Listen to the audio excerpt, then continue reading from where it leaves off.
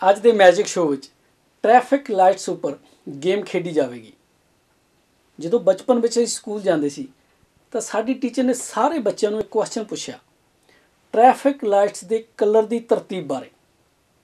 Question ਇਹ ਸੀ ਕਿ top ਤੇ ਗ੍ਰੀਨ, ਫਿਰ ਯੈਲੋ, ਫਿਰ red. Question B C top ਤੇ ਰੈੱਡ, ਫਿਰ ਯੈਲੋ, ਫਿਰ ਗ੍ਰੀਨ। ਅੱਧੇ ਬੱਚਿਆਂ ਦਾ ਆਨਸਰ ਏ ਸੀ ਤੇ ਅੱਧਿਆਂ ਦਾ ਬੀ, ਪਰ ਸਹੀ colour red, yellow and green. ਤੇ ਗੇਮ ਖੇਡਦੇ ਹਾਂ ਟ੍ਰੈਫਿਕ ਲਾਈਟਸ ਦੇ ਕਲਰ ਦੀ ਤਰਤੀਬ ਬਾਰੇ। ਇਹ ਮੇਰੇ ਕੋਲ 3 ਕਲਰ ਦੇ ਬਾਲ ਹੈਗੇ ਆ ਜਿਹੜੇ ਲਾਈਟਸ ਦੇ ਵੱਖ-ਵੱਖ ਕਲਰ ਨੂੰ ਦਰਸਾਉਂਦੇ ਆ।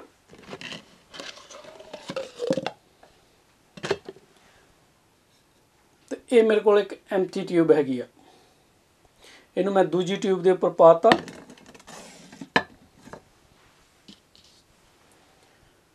ਪਹਿਲਾਂ ਸਭ ਤੋਂ ਗਿਆ ਗ੍ਰੀਨ ਕਲਰ, ਫਿਰ ਯੈਲੋ, ਫਿਰ ਰੈੱਡ। ਗਿਲਗਲੇ ਸਿਮਸਿਮ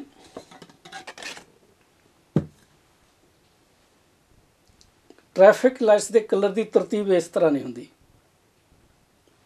दोबारा गेम खेडते हैं।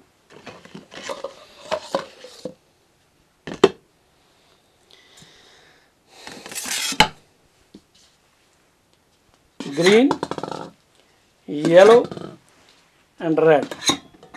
गिलगले सिमसिम, फिर वही तरतीब। लगता अज गिलगले सिमसिम काम नहीं कर रहा। एक बार फिर दोबारा गेम खेडते हैं।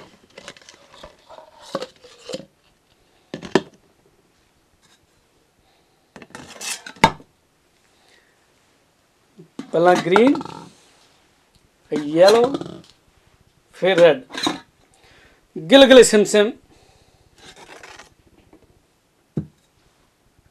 फिर वही तरतीब। ये जो रेड बॉल हैगा शैतान बॉल हैगा जिहड़ा तरतीब नूं खराब कर दिंदा। इस बॉल नूं आपां जैक बॉक्स दे विच बंद कर दिता। गिलगले सिमसिम,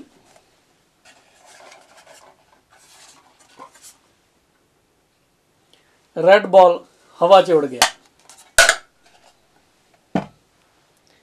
ते बाकी बचे कलर ग्रीन, येलो ते रेड कलर का बॉल हवा च घूम रहा। आ फड़ लिया। गिलगले सिमसिम, गिलगले सिमसिम, गिलगले सिमसिम। चल बच गिलगले सिमसिम। इस बार तरतीब ठीक होगी। Thanks for watching.